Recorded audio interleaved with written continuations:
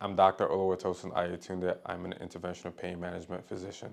The most rewarding part of this career is, when you treat a patient, whether it's a procedure or, a medical type of management with medicine, and they show up for follow-up and they tell you that they feel, significantly better, whatever percentage, up to 100% better, and their functionality is better, and they can, go for longer walks, go to the gym, ride their bike, just do things, hang out with their family, pick up their kids, just to know that you've made a difference in their life. That is the most rewarding part of my job for sure. So treatment is vast from head to toe, from basic, nerve blocks and injections, epidurals, to ablation procedures, to spinal cord stimulation procedures to help with chronic pain and pain even after surgery.